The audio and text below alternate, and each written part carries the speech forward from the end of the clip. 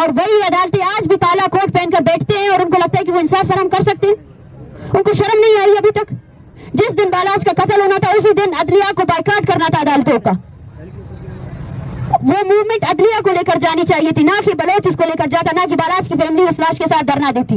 وہ موومنٹ عدلیہ کو لے کر جانا چاہیے تھا کہ ہمارے سامنے اس جج کے سامنے اس بندے کو آپ لوگوں نے پیش کیا، وہ ریمانڈ میں گیا، اس کو مارنے والا آپ کا ادارہ تھا اور اب تک آپ نے اس کا فیصلہ نہیں کیا. یہ کب تک آپ ایسا چلتا رہے گا؟ کب تک آپ اسی بیہیویئر کے ساتھ جو ہے نا اس طرح لوگوں کو رول کرتے رہیں گے اور جو آپ کے کرتوتے ہیں ان کو چھپاتے رہیں گے؟ اس سے صاف ظاہر ہے، ہم بارہ کہہ چکے ہیں کہ یہ جو عمل چل رہا ہے، یہ جو جینوسائیڈ چل رہا ہے، اس میں پاکستان کے تمام ادارے آج بھی شامل ہیں. ہم نیگوسیشنز کے لیے تیار ہیں، لیکن نیگوسیشنز کے لیے سب سے پہلے ایک سنجیدگی بھی دکھانی چاہیے. جو ہمارے ساتھ اسلام آباد میں ہوا وہ سب کے سامنے ظاہر ہے. جو تشدد ہمارے ساتھ کیا اس سے پتہ چلتا ہے کہ یہ پاکستان کا انٹرنل ایشو ہے ہی نہیں.